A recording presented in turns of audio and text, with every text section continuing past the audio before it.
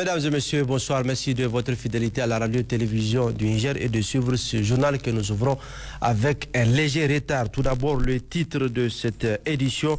La représentante du représentant résident de l'Organisation internationale pour les migrations OIM au Niger a à son tour été convoqué par le ministère des Affaires étrangères des Nigériens à l'extérieur par rapport aux vastes opérations de rapatriement et de refoulement des migrants subsahariens en situation irrégulière menées par les autorités algériennes. Ces derniers jours, l'attention de la concernée a été attirée sur cette situation qui en même temps constitue une charge supplémentaire de gestion sécuritaire et humanitaire pour les autorités nigériennes et porte aussi atteinte à la dignité des migrants eux-mêmes. Le Fonds de solidarité pour la sauvegarde de la patrie a tenu ce matin un point de presse. Il s'est agi pour le FSSP de faire le point de ses activités menées du 18 février au 2 avril 2024. Les détails dans ce journal. La situation météorologique se présente inquiétante depuis quelques temps à travers le pays.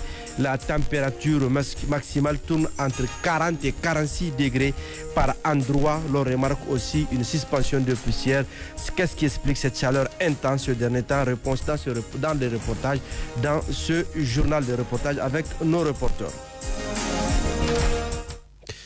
Mesdames et messieurs, tout d'abord, le président du Conseil national pour la sauvegarde de la patrie, chef de l'État, le général de brigade Abdrahmane Tiani a signé ce jour, jeudi 4 avril 2024, un décret mettant fin aux fonctions du préfet du département de Gaïa.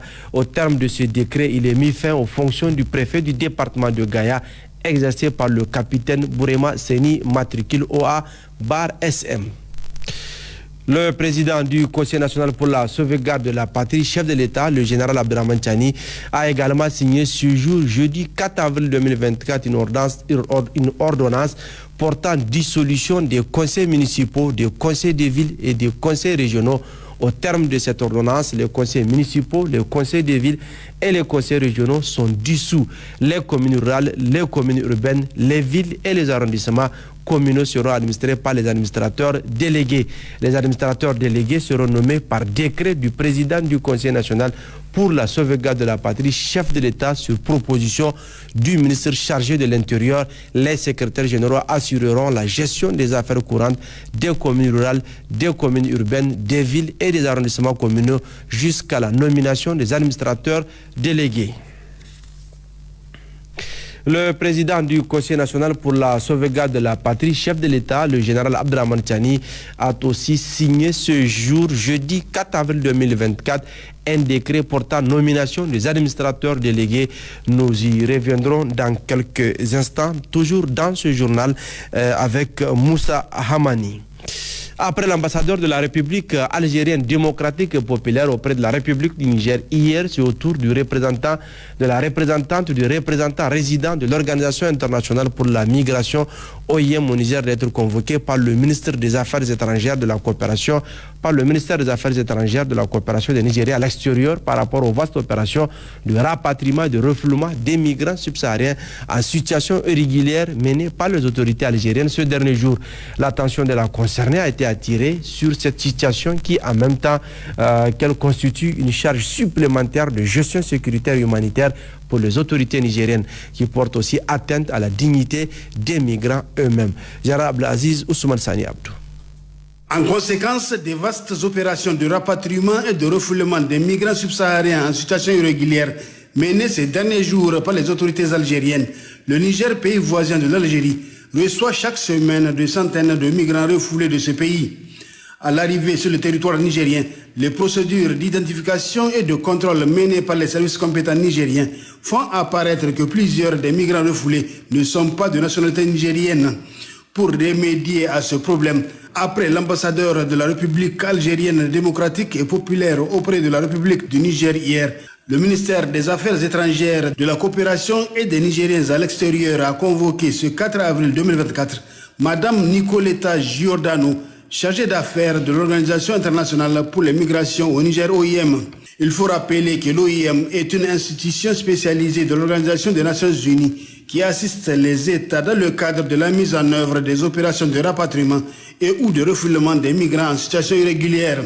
Le secrétaire général adjoint du ministère des Affaires étrangères, de la coopération et des Nigériens à l'extérieur, Oumar Ibrahim Sidi, représentant le ministre des Affaires étrangères, de la coopération et des Nigériens à l'extérieur, Bakaria Oussangari, empêché, a attiré l'attention du représentant résident de l'OIM sur cette situation qui, en même temps qu'elle constitue une charge supplémentaire de gestion sécuritaire et humanitaire pour les autorités nigériennes, porte aussi atteinte à la dignité des migrants eux-mêmes.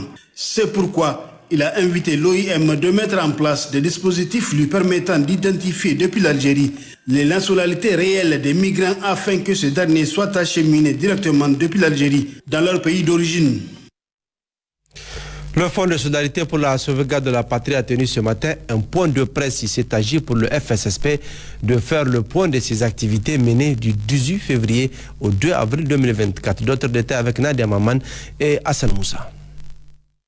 À travers ce point de presse, le Fonds de solidarité pour la sauvegarde de la patrie tient à rendre compte aux populations nigériennes du niveau des contributions reçues à date pour la période allant du 18 février au 2 avril 2024.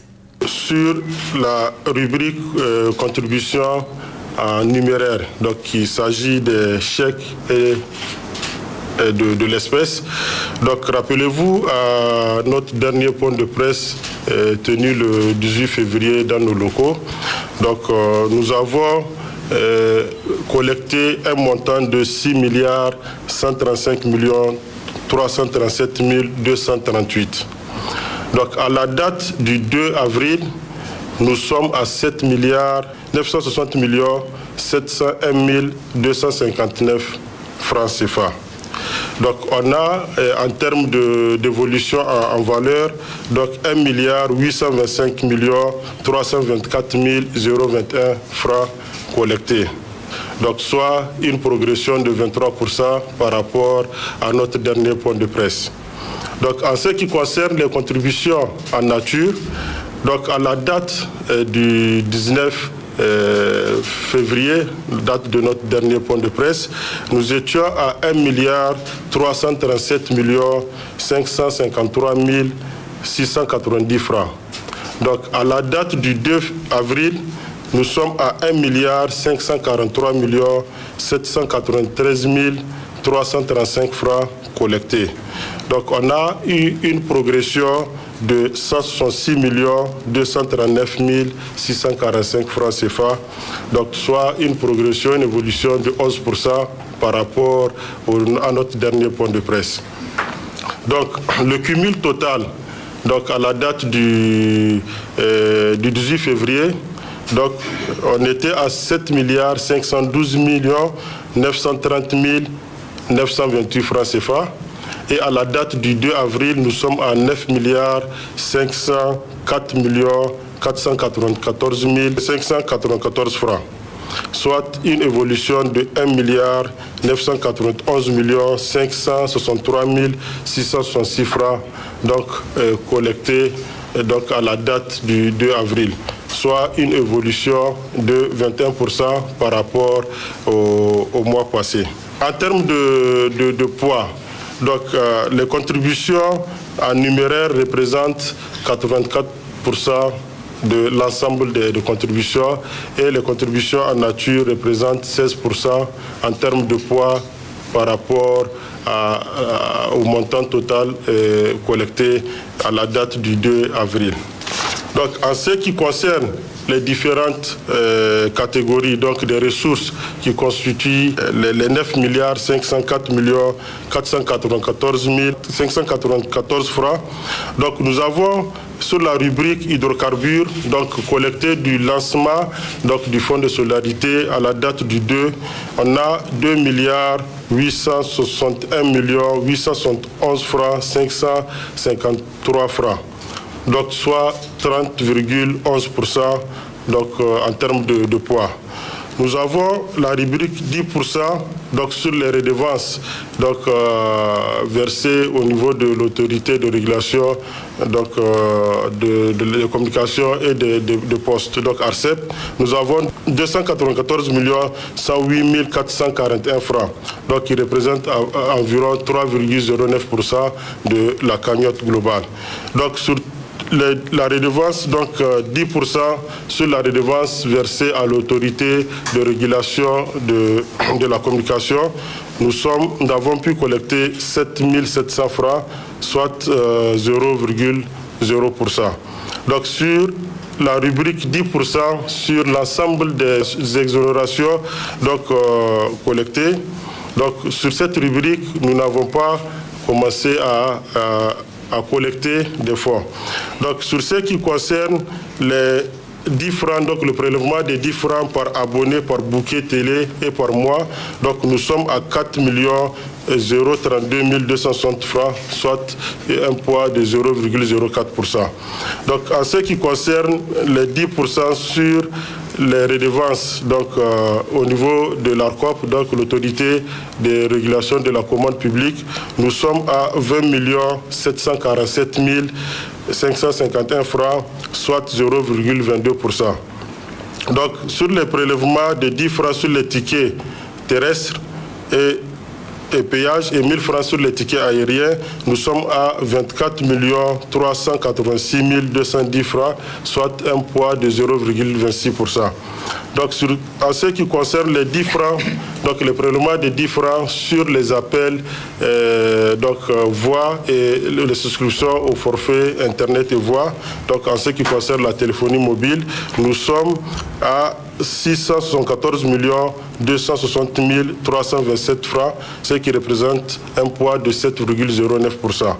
Donc en ce qui concerne les 10% sur les taxes de nuitée d'hôtel, donc nous sommes à 956 110 francs, donc ce qui représente 0,01%. Donc en ce qui concerne les contributions volontaires et financières en nature, donc des populations, de la diaspora, des sociétés, projets et autres, donc nous sommes à 5 624 124 142 francs, qui représentent 59,17%. Donc la somme de l'ensemble de ces rubriques, donc c'est ce qui nous donne un montant de 9 504 494 594 francs, donc qui constitue les contributions collectées à la date du 2 avril 2024 au niveau du Fonds de solidarité. Juste après, le trésorier et le secrétaire général du FSSP ont fait le point des affectations en nature et en numéraire avant d'informer la population sur les actions en cours. Le montant des affectations du 18 février à la date du 2 avril s'élève à 32 280 000 francs CFA. Ceci composé de 30 800 000 francs en termes d'ameublement et décoration du siège du Fonds de solidarité, d'1 300 000 francs composé de chansons dédiées au Fonds de solidarité et d'un montant de 180 000 francs de tapis et Coran affectés aux mosquées. Le comité de gestion a pour mission aussi d'élaborer le programme d'intervention générale. Nous avons présenté ce programme d'intervention générale qui a été adopté par le Conseil national pour la sauvegarde de la patrie avec le concours de 12 experts qui sont externes au comité de gestion en termes d'appui. Nous avons ensuite examiné et adopté la requête de financement du ministère de l'Élevage et de l'Agriculture sur 2 projets. Le premier projet, c'est le programme de réhabilitation des aménagements hydro-agricoles des sites de DIFA, LADA et CDA de la région de DIFA qui ont été finalisés et approuvés. Le deuxième projet est validé, c'est le projet de financement et de commercialisation du poisson de DIFA qui est en cours actuellement de finalisation. L'organisation d'une mission de lancement de ces travaux de projet a été déjà effectuée le 29 mars au 1er avril avec le ministère de l'Élevage et de l'Agriculture et l'équipe de comité de gestion. Pour finir, le Fonds de solidarité pour la sauvegarde de la patrie remercie les différents contributeurs, les personnes ressources et les médias pour leur accompagnement, tout en rappelant les différents canaux de contribution. par dépôt au 83 11 11 11 au niveau des sociétés de transfert d'argent, par carte Visa sur la plateforme digitale www.fssp.ne ou physiquement les lundis, mercredis et vendredis au siège du FSSP, 6 à l'ex-immeuble du ministère des Finances.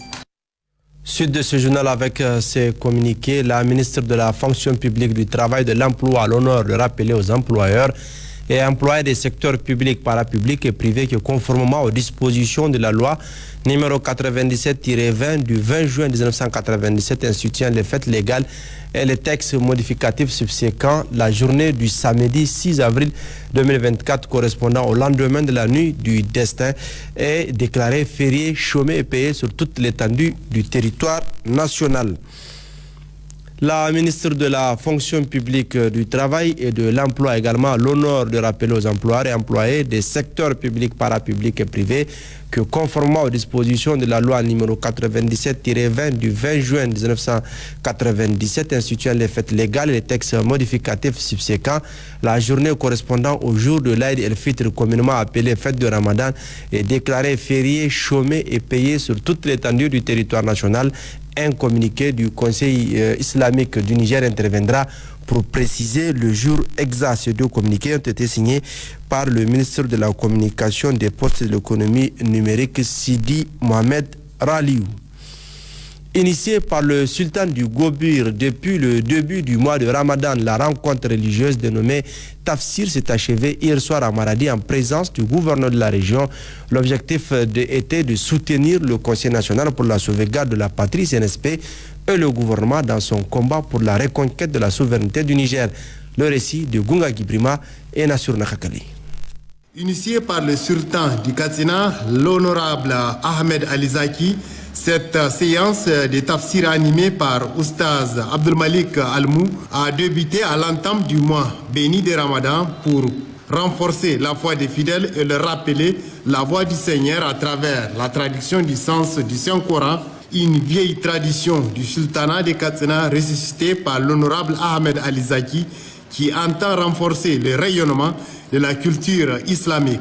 Le gouverneur de la région de Maradi, accompagné de ses plus proches collaborateurs, ont assisté à la clôture de ces prêches, occasion pour le sultan de Katsina de rappeler l'importance du tafsir pour la communauté. Il a en outre exhorté les oulémas et la population à poursuivre ses prières en soutien au CNSP et à son président, le général de brigade Abdraman Tchani, dont il a rappelé la clairvoyance à travers ses actions salvatrices. Le gouverneur de la région de Maradi, le contrôleur général de police Issoufou Maman, abordant dans le même sens, a salué cette initiative du sultanat et a rendu hommage à la population de la région de Maradi qui multiplie les initiatives en faveur du CNSP et du gouvernement. Il a en outre transmis aux fidèles les salutations fraternelles du chef de l'État qui attache du prix aux questions religieuses. Une fatia a été dite par l'imam Almou pour la paix, la sécurité, la cohésion et l'unité des Nigériens. Retour à Niamey, le gouverneur de la région, le général de brigade Assouman Abdarouna, a présidé cet après-midi la réunion du Conseil régional de sécurité. L'objectif est de débattre des questions sécuritaires de la région. Karioto Hassan Abdullah Hamidou. Cette réunion autour du gouverneur de la région de Niamey, le général de brigade Assouman Abdarouna, dans la salle habituelle du CRS au gouvernorat de Niamey, est une réunion du Conseil régional de sécurité qui se tient chaque semaine. La réunion, qui regroupe tous les responsables des forces de défense et de sécurité, avec à l'ordre du jour plusieurs sujets d'intérêt régional, a pour mission d'assister le premier responsable de la région, président du Conseil, à la gestion des crises d'où qu'elles viennent au niveau de la région. Elle permettra aussi de mener des réflexions et proposer des solutions aux questions sécuritaires, mais aussi et surtout de veiller à la sécurité de toute la population de la capitale Niamey et environnante. Telles sont entre autres missions assignées à ce conseil. À noter que le Conseil régional de sécurité est un démembrement du Conseil national de sécurité. C'est ce matin que s'est tenu également à Tillabéri le conseil régional de sécurité placé sous la présidence du gouverneur de la région. Cette réunion était consacrée à l'examen de plusieurs questions sécuritaires. Les détails avec Abdoulaye Soumana et Moussa Nouma. Cadre de réflexion, de partage et d'échange sur les questions sécuritaires, le Conseil régional de sécurité donne son avis au gouverneur de la région. Ce matin, l'ensemble des acteurs ont répondu afin de faire le tour d'horizon de la situation et proposer des solutions à même d'améliorer davantage la sécurité des populations et de leurs biens sur l'ensemble du territoire de la région. Occasion pour le premier responsable de la région, président du dit conseil, de rendre hommage aux forces de défense et de sécurité pour le travail remarquable perceptible sur cette vaste étendue du territoire qu'est la région de Tillabéri. Le lieutenant-colonel Mena Boukar a salué les résultats satisfaisants enregistrés sur le terrain, fruit de la franche collaboration des populations patriotes et résilientes. Le gouverneur de la région a exhorté les forces de défense et de sécurité à renforcer ce partenariat, mais aussi de maintenir le cap. Le lieutenant-colonel Mena Boukar a réitéré la disponibilité du Conseil national pour la sauvegarde de la patrie pour un Niger de paix, de sécurité et de prospérité. Des mesures et dispositions réglementaires contenues dans les protocoles d'accord type PAT étaient ce matin au centre d'une rencontre dans la région de Difa. Cette réunion d'information qui a regroupé l'ensemble des couches socio-professionnelles et responsables des ONG a été placée sous la présidence du gouverneur de la région, Kabiru Abdou et Abdraman Boukari. Aboutir à une compréhension commune sur les dispositions et mesures réglementaires contenues dans le protocole d'accord type PAT 2022-2026. Tel est donc l'objectif assigné à cette réunion d'échange et de partage placée sous la présidence du gouverneur de la région de Difa. Occasion pour le général de brigade Ibrahim Bagadoma, dans sa note introductive à la réunion, de rappeler d'abord le rôle combien déterminant des ONG de développement et des humanitaires dans l'accompagnement de l'État dans sa recherche effrénée de solutions aux préoccupations des populations afin d'asseoir un développement harmonieux et équilibré de notre pays, avant d'ajouter que l'État a toujours créé les conditions d'émergence des ONG et des humanitaires, parmi lesquelles l'on peut citer la création d'un environnement juridique favorable à leur éclosion. Cependant, a-t-il indiqué, des défis restent encore à relever. Aujourd'hui, à côté de tous les efforts enregistrés, de nouveaux enjeux et défis se dressent dans le secteur des ONG de développement et des humanitaires. Ces difficultés limitent considérablement les possibilités de capitalisation des réalisations des ONG dans les bilans d'exécution des plans locaux de développement et constituent un des points faibles à la lisibilité et à la traçabilité de leur intervention qui prennent progressivement une grande envergure au Niger en général et dans la région de Difa en particulier. Ces constats constituent une source de préoccupation importante au moment où le Niger vient de s'engager dans une reconquête de sa souveraineté nationale. Cette intervention du gouverneur de la région de Difa a par la suite donné place à une série de présentations axées sur les dispositions et mesures réglementaires contenues dans le protocole d'accord type PAT 2022-2026, suivi des débats forts enrichissants. Le village de Tandabéri, département de Boboy, région de Dosso, a été touché mardi dernier par un incendie d'origine accidentelle. On ne déplore aucune perte en vie humaine, heureusement, mais les dégâts sont considérables. Aussitôt informé, le gouverneur de la région de Dosso est allé constater l'ampleur des dégâts et présenter aux sinistrés la compassion des autorités du CNSP et du gouvernement. Manuel Ajissido, Harusso Garba.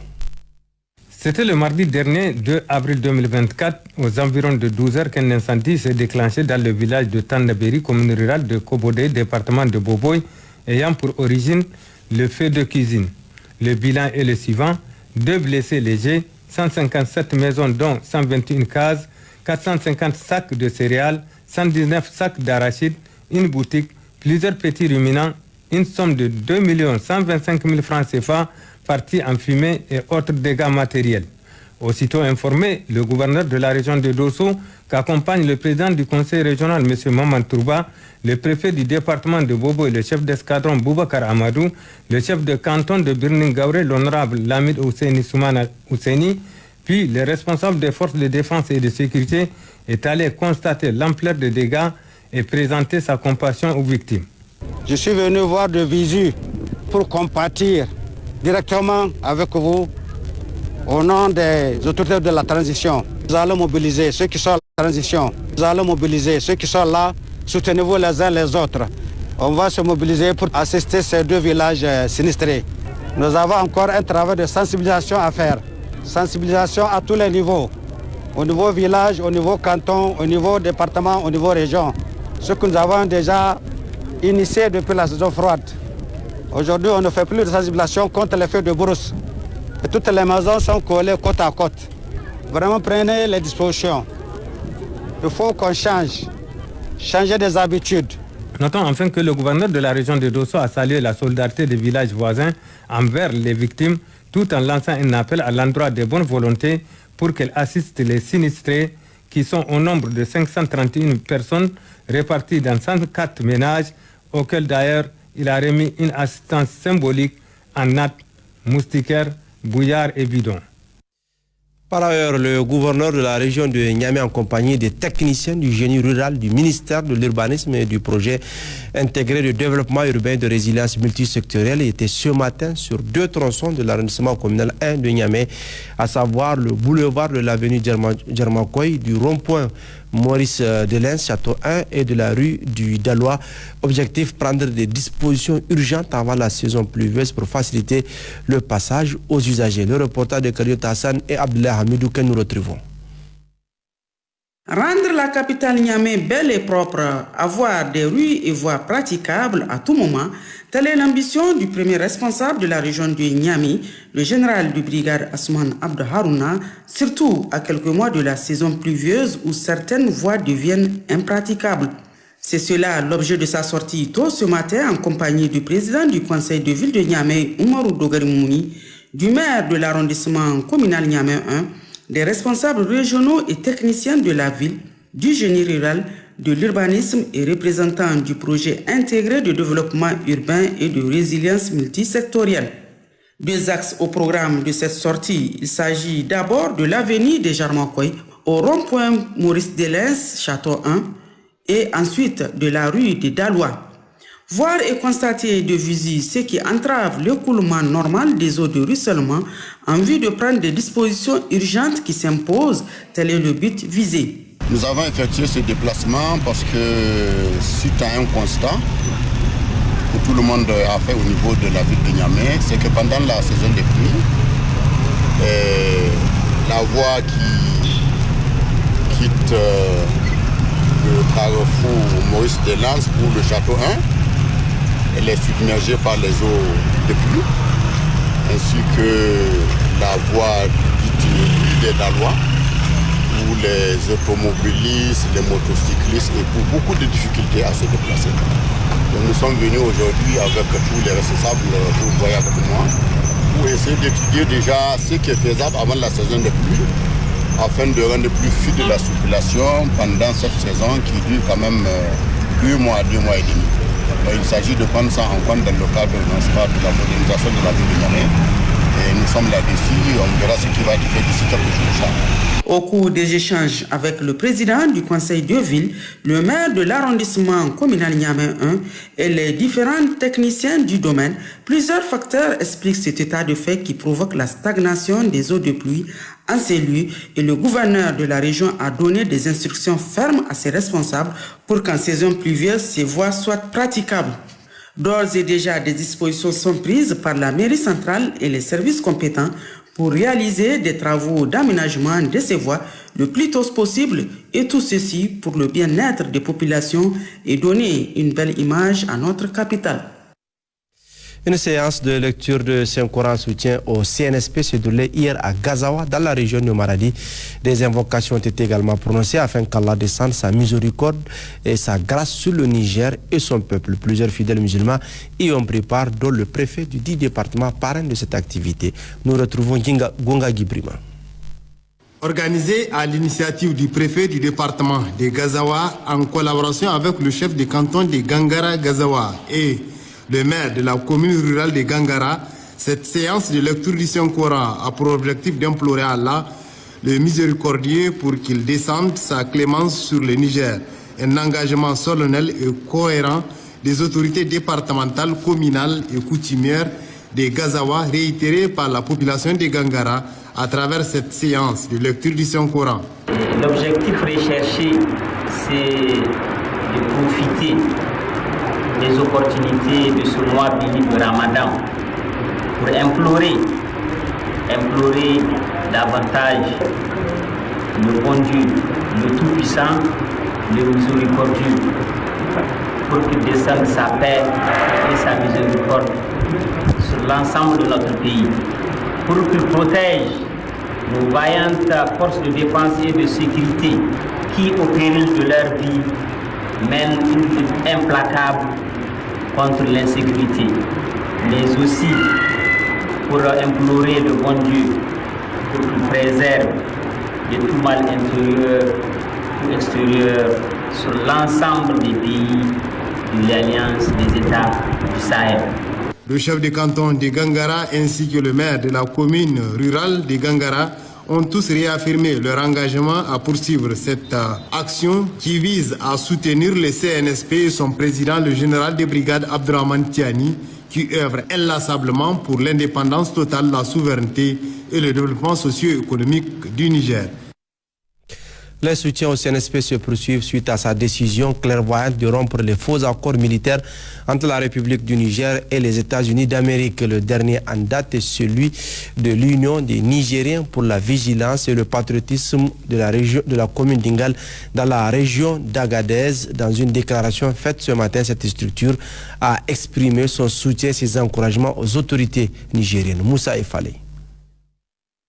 C'est une population d'Ingal réunie au sein de l'antenne de l'Union des Nigériens pour la vigilance et le patriotisme INVP qui a pris d'assaut la salle de réunion de la mairie d'Ingal pour apporter leur soutien au Conseil national pour la sauvegarde de la patrie et dénoncer les accords militaires avec les États-Unis d'Amérique. L'Union des Nigériens pour la vigilance et le patriotisme et la population d'Ingal apporte, comme à l'accoutumée, leur soutien indéfectible au CNSP. À sa tête, le général des brigades Abdraman Tiani et son gouvernement pour leur conduite éclairée à amener le Niger vers une souveraineté et une indépendance totale vis-à-vis de l'impérialisme et de l'hégémonie des Occidentaux. Nous fustigeons le comportement à caractère non diplomatique de la chef de délégation, Mme Molifi, et sa délégation, lui rappelant que le peuple du Niger a la responsabilité de conduire sa politique extérieure librement et sans aucune pression. La population d'Ingal lance un appel pressant au président du CNSP, chef de l'État, le général des brigades Abdraman Tiani, pour ne ménager aucun effort pour la mise en exécution effective de la décision du 16 mars 2024, le retrait de tous les personnels militaires et la fermeture de la base de Saïn à Agadez, occupée par les Américains. L'Union des Nigériens pour la vigilance et le patriotisme INVP d'Ingal a lancé un appel à la population du département pour multiplier les lectures collectives du Saint-Coran et des prières afin de demander à Allah, Dieu le Tout-Puissant, sa clémence et sa protection pour que notre pays règne en paix. Retour dans la région de Maradi où la ministre de l'Éducation nationale a procédé hier dans la région au lancement de la 3e phase du programme d'éducation alternative des jeunes. C'était en présence du gouverneur de la région, Aminata Ali Hassan et Nassir Nakakali. La présente rencontre a pour objectif le lancement officiel de la 3e phase du programme d'éducation alternative des jeunes PEAJ dans la région de Maradi, après celle de Dosso. Prenant la parole à cette occasion, le président du conseil régional de Maradi, Dr Lawalimano Moussa, a apprécié les efforts multiples et multiformes que la coopération suisse ne cesse de déployer pour le rayonnement de l'éducation de nos enfants. Ce programme d'envergure a fixé de manière exhaustive des stratégies de développement économique et social du Niger, selon le gouverneur de la région de Maradi. Cette nouvelle politique éducative nationale s'inscrit dans l'atteinte des objectifs de la stratégie de développement durable et de la croissance inclusive Niger 2035. Dans la même optique, il a été élaboré un document de politique nationale de modernisation et d'éducation non formelle qui a comme objectif principal de rehausser qualitativement et quantitativement l'offre de l'alphabétisation et l'éducation non formelle. Concernant au lancement de ce programme, la ministre de l'Éducation nationale, de l'alphabétisation, de l'enseignement professionnel et de la promotion des langues nationales a réaffirmé les engagements pris par le président du Conseil national pour la sauvegarde de la patrie, chef de l'État, de faire de l'éducation et de la formation sa priorité, ainsi que celle de son gouvernement. Ce programme, qui est le fruit de la coopération existant entre le Niger et la Confédération suisse, s'intègre parfaitement à l'axe 2 de la lettre de mission qui m'a été confiée par le président du Conseil national pour la sauvegarde de la patrie, chef de l'État, son Excellence, le général de brigade Abdourahmane Tiani. L'axe 2 de la refondation de notre système éducatif, faudrait-il le rappeler, insiste sur la nécessité d'engager une réforme du curriculum pour prendre en compte la demande sociale en éducation, notamment les attentes des citoyens en matière d'insertion économique des jeunes, d'appropriation des valeurs sociales, d'intégrité et de travail, le civisme, le patriotisme, la discipline, la créativité et la résilience face aux chocs éventuels. Auparavant, le directeur régional de l'éducation, Harouna Amadou, a fait un bref rappel de toutes les actions que mène le PAJ de la région de Maradi, qui constitue une immense chance pour beaucoup de jeunes déscolarisés et non scolarisés. La Légion 3 de la Gendarmerie nationale de Zender a organisé hier soir à la place d'armes une cérémonie de rupture collective de jeunes de Ramadan initiée par le commandant de la hiérarchie. Cette activité vise la cohésion au sein de cette Légion de la Gendarmerie nationale. Après la rupture, de prières ont été dites pour la paix et la prospérité au Niger. Matotraki Laoli Ouseni.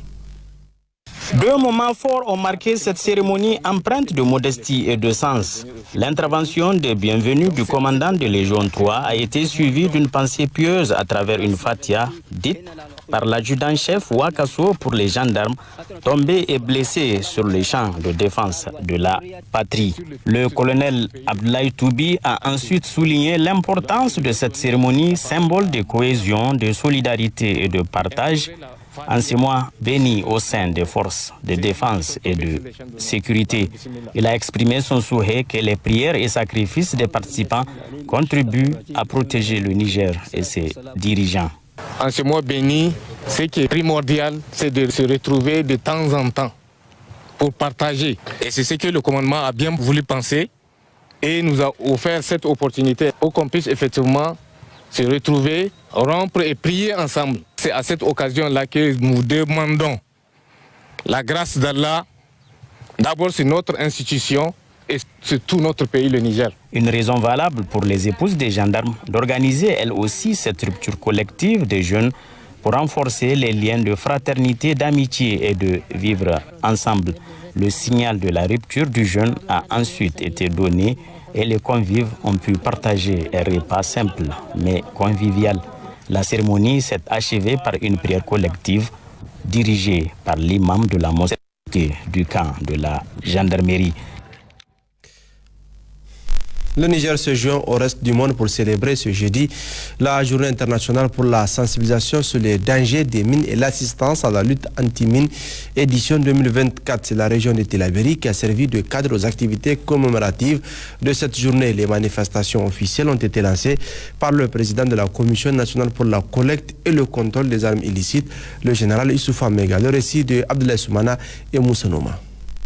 L'édition 2024 de la Journée internationale pour la sensibilisation aux dangers des mines et l'assistance à la lutte anti-mine, la Commission nationale pour la collecte et le contrôle des armes illicites est accompagnée par le Haut Commissariat des Nations Unies pour les réfugiés. C'est la région de Tillabéri, une des plus touchées par le terrorisme et son corollaire de la menace des engins explosifs improvisés depuis quelques années, qui a servi de cadre aux activités commémoratives.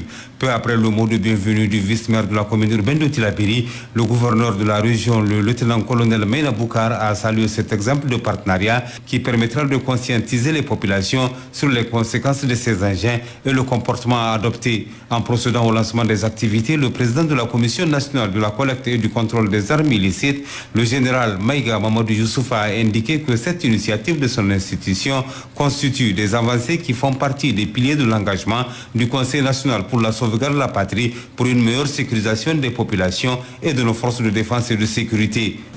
La présente journée est célébrée aujourd'hui au niveau mondial sous le thème « Protéger des vies, construire la paix ».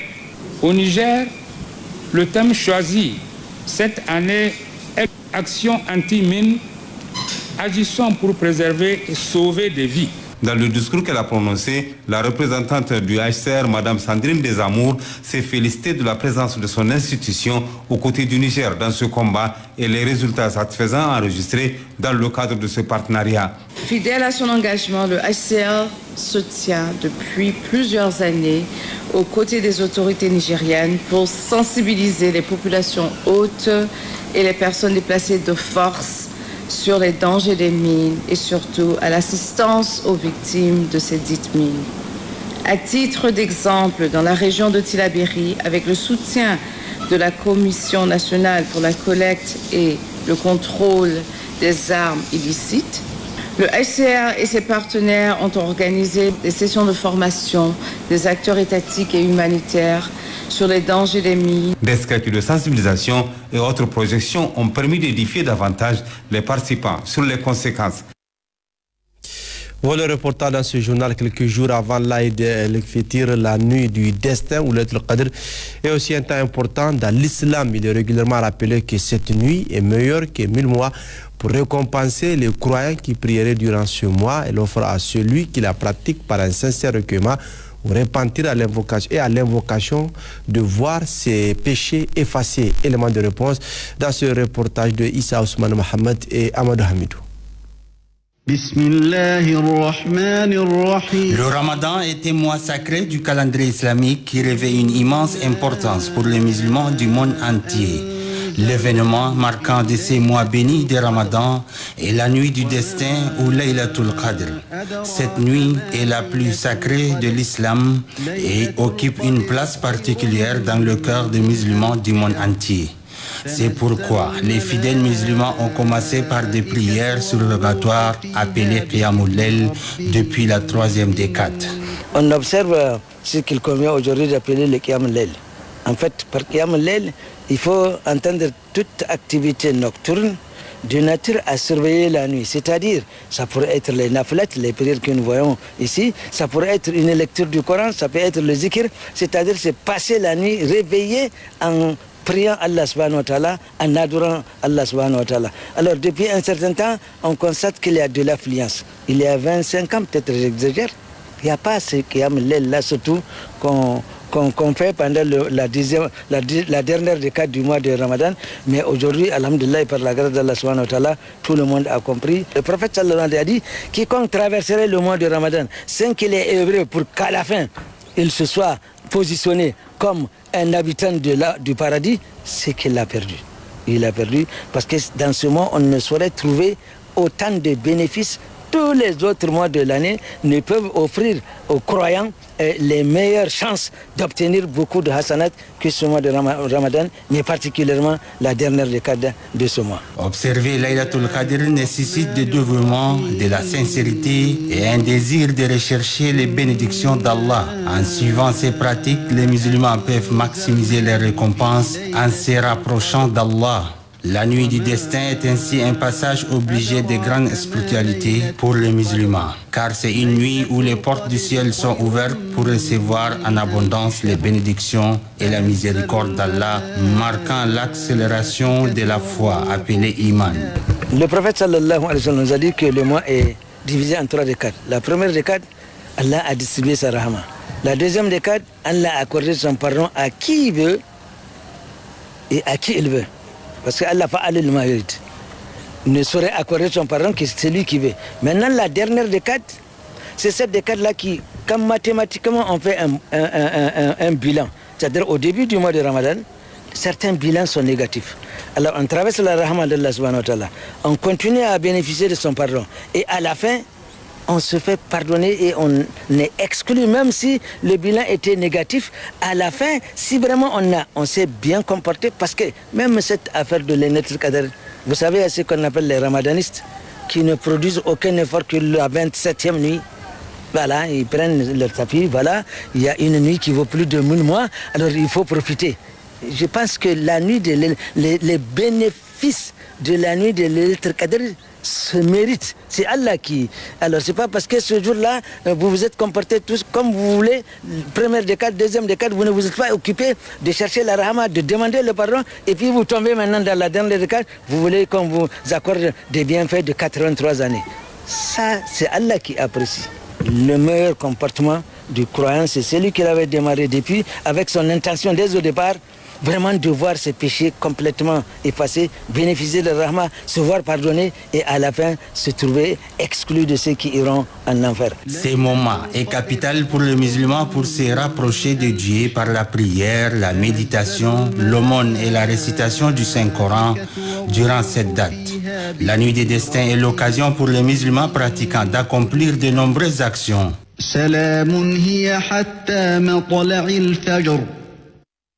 Un reportage signé donc Issa Ousmane Mohamed, Amadou Hamidou et Bassirou Abdou. La situation météorologique se présente inquiétante depuis quelques temps. À travers le pays, la température maximale tourne entre 40 et 46 degrés Celsius par endroit. Le remarque aussi une suspension de poussière. Qu'est-ce qui explique cette chaleur intense?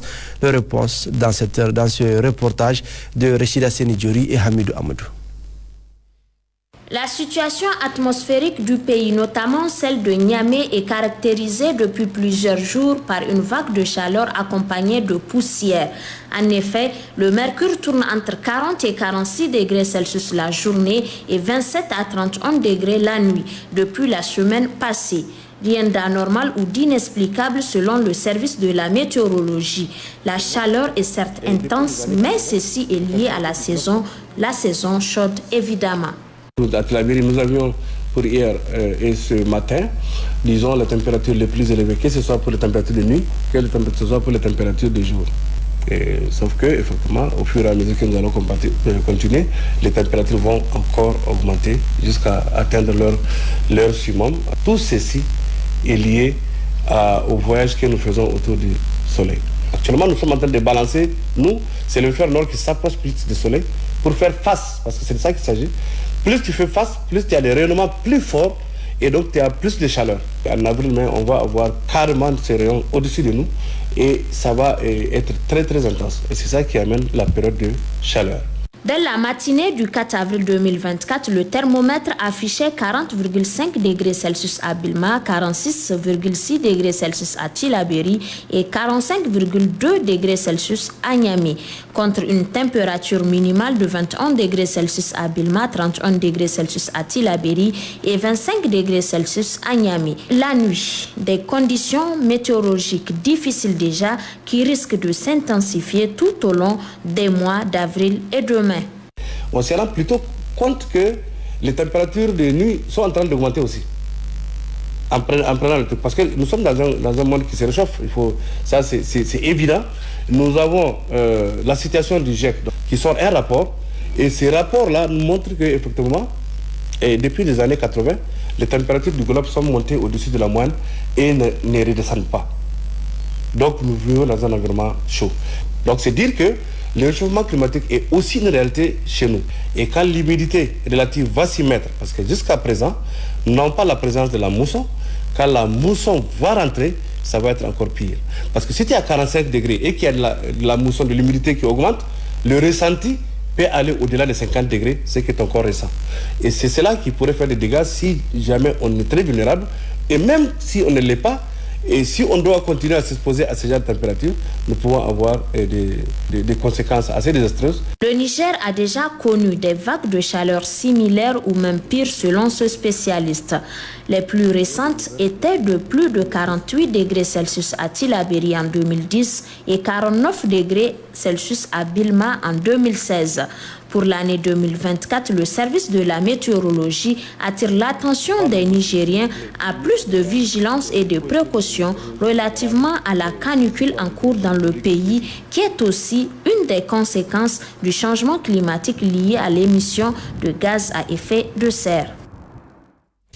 Je le disais, en titre, le président du Conseil national pour la sauvegarde de la patrie, le chef de l'État, le général Abdraman Tiani, a signé ce jour, jeudi 4 avril 2024, une ordonnance portant dissolution des conseils municipaux, des conseils des villes et des conseils régionaux. Au terme de cette ordonnance, les conseils municipaux, les conseils des villes et les conseils régionaux sont dissous.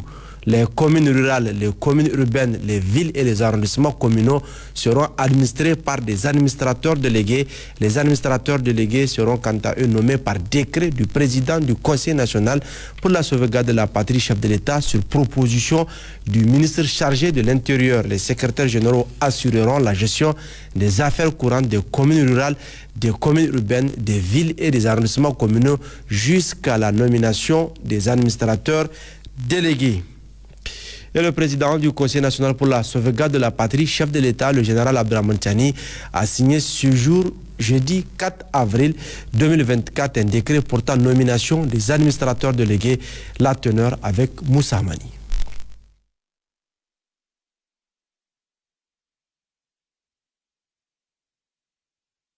Sont ainsi nommés administrateurs délégués, région d'Agadez, département de Bilma, commune urbaine de Bilma, commandant Abdraman Aguid, OASM, commune rurale de Drikou, lieutenant Sedounamata, commune rurale de Djado, capitaine-major Abdraman Mahman, OASM, département d'Ingal, commune rurale d'Ingal, officier de police Mamadou Bana, 80-278-S, commune urbaine d'Agadez, commandant Assarid Al-Mustafa, OASM, commune urbaine de Kirozerine, adjoint-chef Mohamed Abdraman, 98-279, commune rurale de Tabelot, CRE Ibrahim Kemil, région de Difa, commune urbaine de Difa, lieutenant-colonel Abdou Halidou, OASM, département de Bosso, commune rurale de Bosso, adjoint-chef Garba Jibo, commune urbaine de Difa, lieutenant-colonel Abdou Halidou, OASM,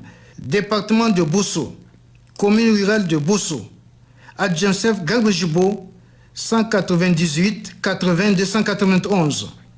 Département de Ménesroa, commune urbaine de Ménesroa, lieutenant Chatima Mamadou. Département de Goudmaria, commune rurale de Goudmaria, officier de police Hamidou Moussayaye, 621 57-V. Département de Gingimi, commune urbaine de Gingimi, commissaire de police Al-Hassan Moukail Amadou, 83 095-R.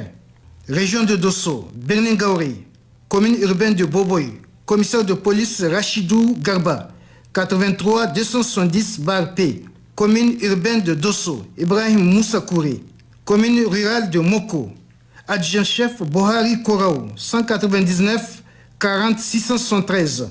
Département de Dogondouchi, commune urbaine de Dogondouchi, commandant Fechel Balkisanoma, 0113 948-E, commune rurale de Soukoukoutane, capitaine Ayouba Saleh, OASM, commune rurale de Dogankiria, adjoint-chef Hamis Laouli Bouzou, 2003-23, département de Gaïa, commune urbaine de Gaïa, Bachir Moussa Sala, commune rurale de Bana, Hassan Seni, 94 316-B, commune rurale de Bengou, Siliman Weifan, commune rurale de Yelou, adjoint-chef Oumarou Boubakar, 199 60 265, commune rurale de Tanda, capitaine Haroun Ibra, OASM, commune rurale de Koremeroa, Saa Marafa Kiassa, région de Maradi, département de Bermo, commune rurale de Bermo, adjoint-chef Idé Sadou, 198 90 211, commune rurale de Tchadoua, commandant Abdoulaye Rabi Boubakar Bagaya, 0113 938-C, commune rurale de Gazawa, commandant Boubakar Chefou, 066 322-B, Commune rurale de Gangara, lieutenant Mahmoud Sedou, OASM. Département de Meyaï. Commune urbaine de Meyaï, colonel Boubacar Al-Hassan Ditouna. Commune rurale de Guidan Amoumoun. Nachama Chebou, 121 026 bar P. Commune rurale de Kanambakaché, Boubacar Asman, 144 691 bar L. Commune rurale de Issawan, lieutenant Gaya Adamou, OASM. Commune rurale de Kogom, adjoint-chef Hamani Ada, 198 90 117. Commune rurale de Ourafon, capitaine Idi Bawa, OASM. Département de Dakoro, commune urbaine de Dakoro, commissaire de police Abdoulaye Aruna Hassan. Commune rurale de Sabonmachi, commandant Amadou Hima Fourera, 133 868 bar V. Commune rurale de Kornaka, adjoint-chef Abdoulaye Naalla. Commune rurale de Korahan, adjoint-chef major Alio Ouma Issa. Ville de Maradi, lieutenant-colonel Moussa Garba Abdoulaye. Commune Maradi 2, Oumarou Abdoudi Oba. Commune urbaine de Madarumfa, capitaine Hamidou Tankari OASM. Commune rurale de Danissa, commissaire de police Boubacar Moussa Agali, 43 492 bar A. Commune rurale de Saï Saboua, lieutenant Ahmad Oumarou Daouda, 114 230 bar C. Commune rurale de Guidansori, adjoint-chef Ali Tarno, 199 10 359. Région de Tawa, département de Birninkoni, commune urbaine de Birninkoni, officier principal de police Maman Arzika. Commune rurale de Bazaga, adjoint-chef Abdel Fattah Boubacar, 1823. Commune urbaine d'Abalak, commissaire de police Abdel Rachid Hamidou Léo, 138 016 bar R. Commune rurale de Azaï, adjoint-chef Maman Dédé, 199 10 095. Commune rurale de Tabalak, Issa Haladou Ato, département de Bouza. Commune urbaine de Bouza, commissaire de police Yacouba Ide Yahya, 138 034 bar T. Commune rurale de Dieolé, capitaine Abdou Massi Mokhtar, 161 472 bar G. Commune rurale de Korafan, lieutenant Mahmoud Ibrahim Abdou, 053 384 bar Y. Département de Bagaroua, commune rurale de Bagaroua, lieutenant Amadou Telfi, OASM. Département de Ilela, commune urbaine de Ilela, capitaine Zakaria Maria Mamoukaila. Commune rurale de Tamaské, adjoint-chef Hamza Hamma, 89 300. Commune rurale de Tamaské, adjoint-chef Hamza Hamma, 89 300. Département de Madawa, commune urbaine de Madawa, Issoufou Annafo. Commune rurale de Bangui, Garba Naama. Département de Tawa, ville de Tawa, Sahabi Moussa. Commune de Tawa 1, Abbas Nassirou. Commune Tawa 2, Kazelma Kiari Waganami Fanta. Commune rurale de Barmou, lieutenant Ibra Matala OASM. Commune rurale de Takanamat, Hamissou Almou. Commune rurale de Tebaram, adjoint-chef Idrissa Kimba Bassarou, 94 177. Département de Tchintabaraden.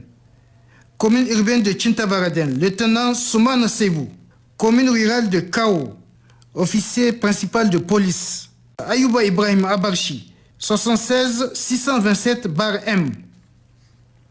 Département de Tilia, commune rurale de Tilia, adjoint-chef Amadou Sadou, 199 60 237. Département d'Abalak, commune rurale d'Abalak, adjoint-chef Idi Sama, 198 70 104. Commune rurale de Sanam, lieutenant Soule Ibro.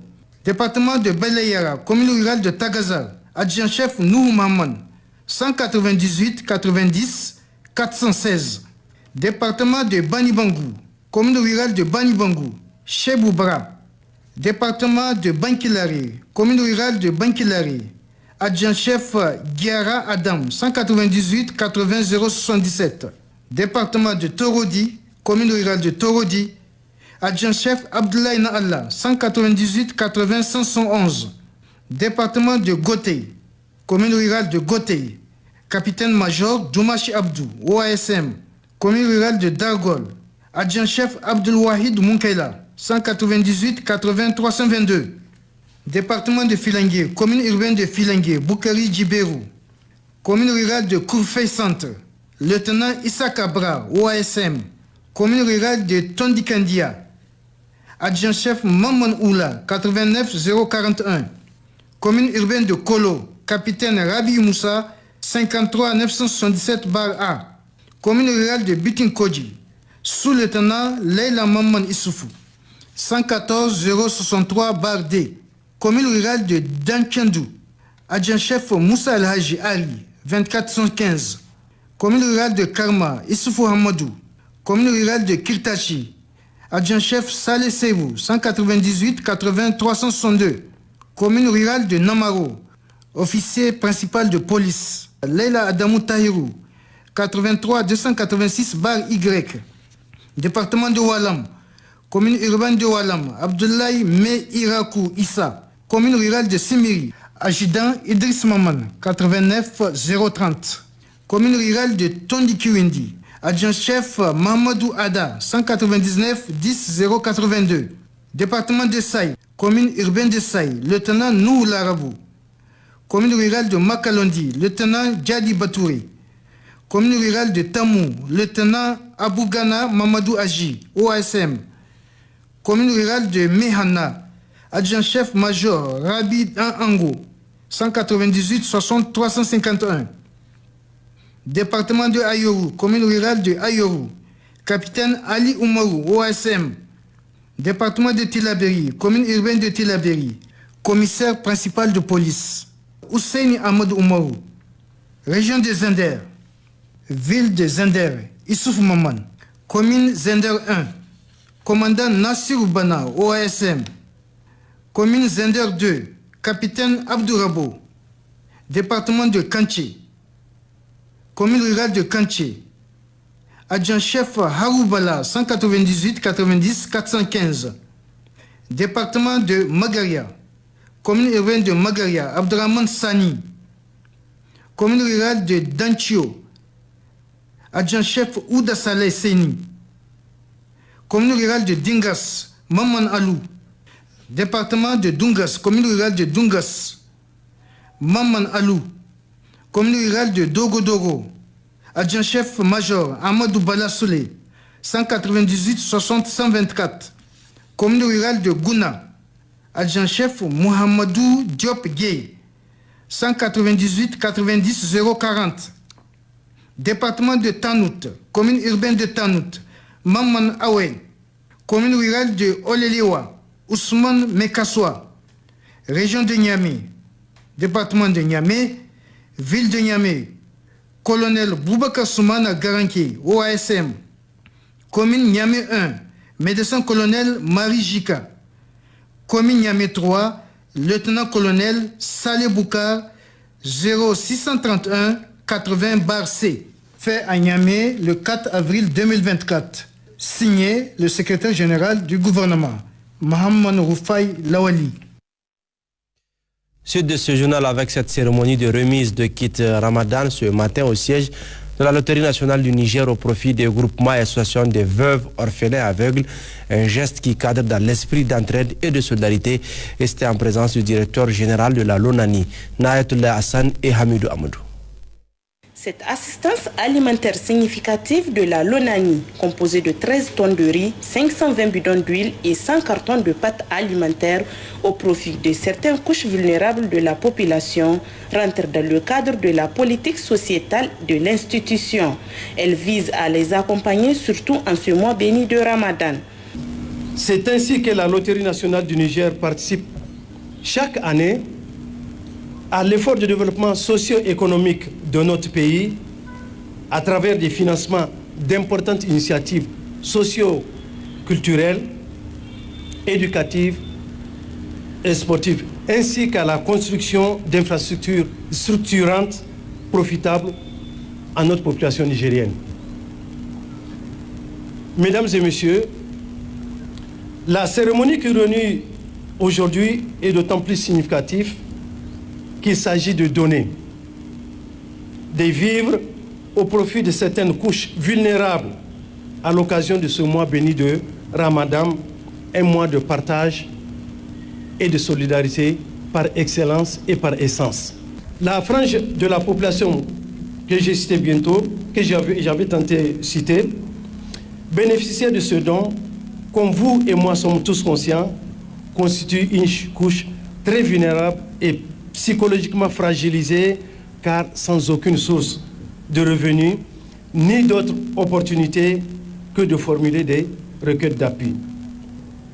Certes, on pourrait peut-être être tenté de dire que c'est une goutte d'eau dans un océan de besoins, mais nous osons espérer que cette action va apporter un petit soulagement dans vos familles respectives. Le président de l'association des anciens militaires, gendarmes, veuves et orphelins n'a pas manqué de remercier la LONANI pour ce geste généreux qui permettra aux concernés de passer à bien les jours restants de ce mois béni de Ramadan. Nous sommes très contents de recevoir ce don au titre des veuves et des orphelins de notre association des mains du directeur général de l'ONANI. Nous le remercions beaucoup, surtout en ce mois de Ramadan. Nous allons tout faire pour que ce don parvienne vraiment aux bénéficiaires. Il y a beaucoup de veuves et d'orphelins qui sont là, qui ont besoin d'un carreau de sucre ou d'un paquet de sucre. Que les autres organisations pensent à ces gens-là. Au total, ce sont 12 millions de francs CFA que la Loterie nationale du Niger, l'ONANI, a débloqué pour permettre aux bénéficiaires de fêter Eid el-Fitr dans de meilleures conditions. Le collectif des organisations socio-professionnelles des médias a rendu public ce matin une déclaration. Elle est relative aux conditions de vie et de travail des professionnels des médias privés du Niger. La déclaration est rendue par Suleiman Ousmane, secrétaire général du dit collectif. Le collectif des organisations socio-professionnelles des médias privés du Niger exige sans délai le paiement de tous les arriérés de salaire de nos camarades afin que ces derniers puissent fêter la fête de Ramadan en toute tranquillité. Exige l'amélioration des contrats de travail de l'ensemble des professionnels de la presse privée. Exige un audit concernant le mode de gestion et l'attribution du fonds d'aide à la presse.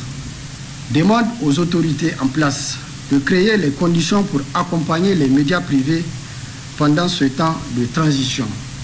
Exige la signature effective de la Convention interprofessionnelle des médias. Pour finir, le collectif des organisations socio-professionnelles des médias privés de la place demande à ses militants et militantes de rester unis et engagés pour préserver nos acquis arrachés de haute lutte. Et c'est la fin de ce journal. Merci de l'avoir suivi. Merci de votre fidélité à la radio-télévision du Niger. Au revoir.